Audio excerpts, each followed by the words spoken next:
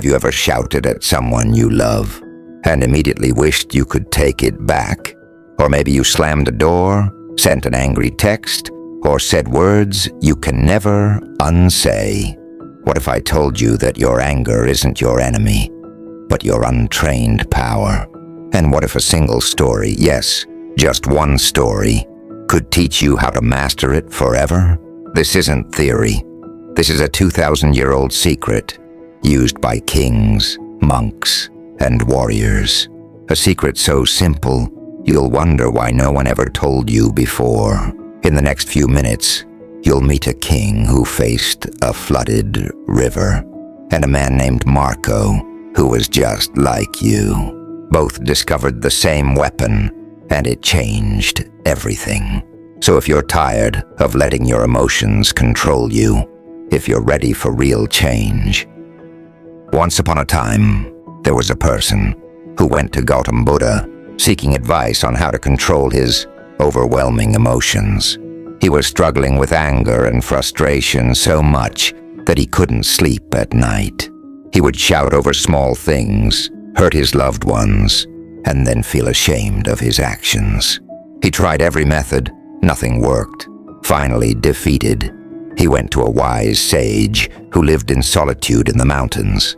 The wise sage smiled and gestured for him to sit. "I understand the weight on your heart," the sage said softly. "Today, I'll tell you a story that might guide you. Once upon a time, there was a king who ruled over a prosperous valley. His kingdom was filled with greenery and happiness. One day, he heard about a neighboring king, a ruler who was not only wise but had perfect control over his emotions. Stories of his wisdom had spread far and wide. Hearing this, our king summoned his ministers. "I'll leave for this visit tomorrow," he said, gesturing with his hand. "Prepare the finest gifts, ones that are magnificent in appearance and meaning." After 3 days of difficult travel, he arrived at the neighboring kingdom's palace. The palace walls were adorned with golden stones, and the gates were carved with fragrant sandalwood. The king himself welcomed him, and servants arrived with golden trays. A grand hall was prepared for the feast. Magnificent carpets were laid.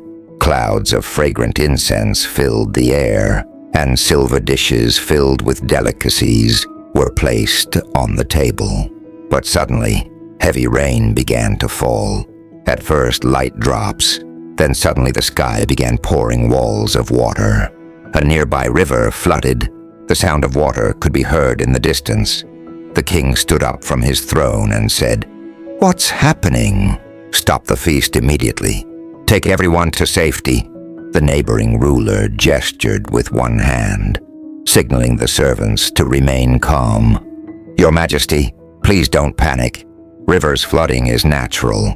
We built the palace at a safe distance. This water cannot harm us." The king clenched his hands. "I cannot tolerate such uncontrollable situations. This is destroying my peace. I want to return now."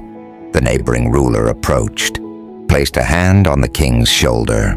"Your Majesty, the river didn't destroy your peace. Your reaction to it did. Your emotions are in your hands, not the situations. The river simply flows. If you remain calm, this water will pass. If you panic, your peace isn't broken. You are broken." The king understood this wisdom. He felt as if a heavy stone had been lifted from his head. He tried to sit back on his throne, but his legs were trembling. In another part of the world, a young man named Marco lived. In a small town, Marco was famous as the most quick-tempered person. If someone bumped into him at the market, he would immediately shout. If his friend arrived late, he would stay angry for hours. His wife often cried at night because Marco had hurt her over some small thing. One day, Marco stood frozen, watching his wife cry. He looked in the mirror, red eyes, clenched jaw, a face that even frightened himself. He decided, enough, now I will change. He connected with a solitary guru in a small forest. He woke every morning at 5 a.m., meditating before sunrise. At first, he could only sit for 2 minutes, then 5, then 10. His thoughts ran like a wild forest, but he kept learning. He created a special practice.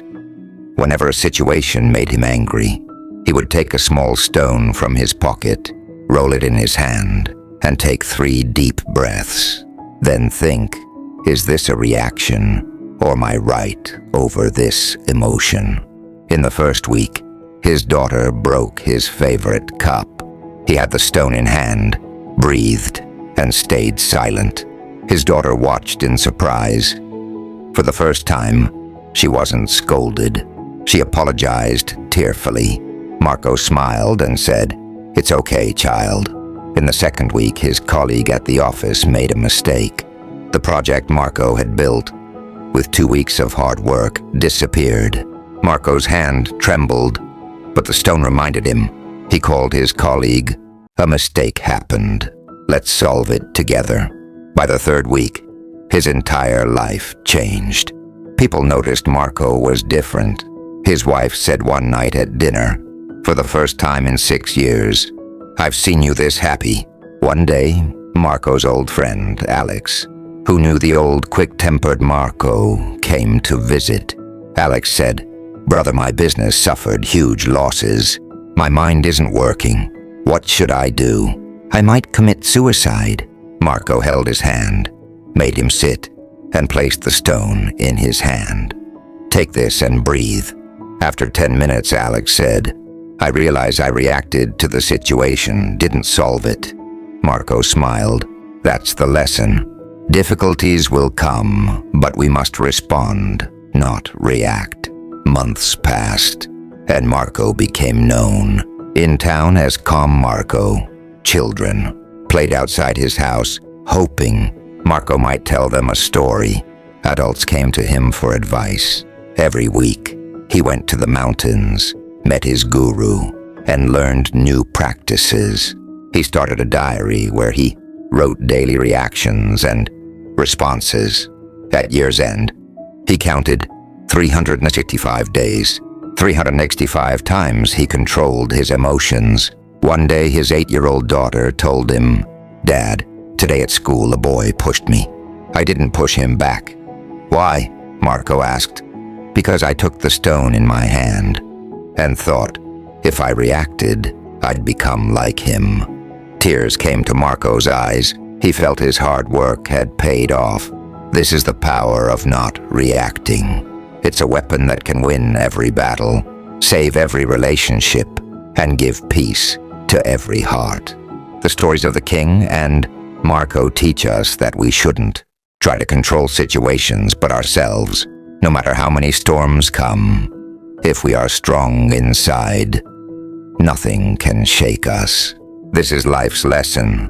Learn to pause, not to be shaken. Respond thoughtfully. Don't flow with emotions. Just as the king learned to control the river's flood and Marco turned his emotional power into a weapon to change his life. You too have this power. It's just one decision away. One decision that can change your entire life. This story isn't just words. It's your own story.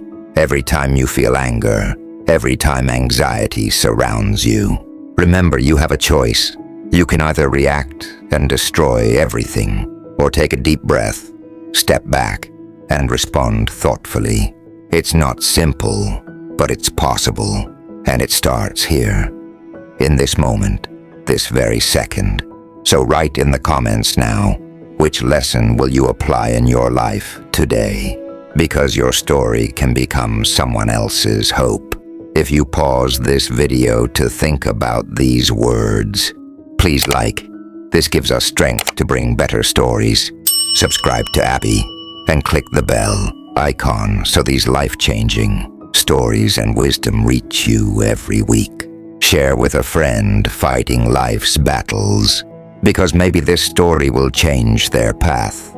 And remember, your life is in your hands, not the situations, not others. So start today, because only three things matter: love, gentleness, and the art of letting go.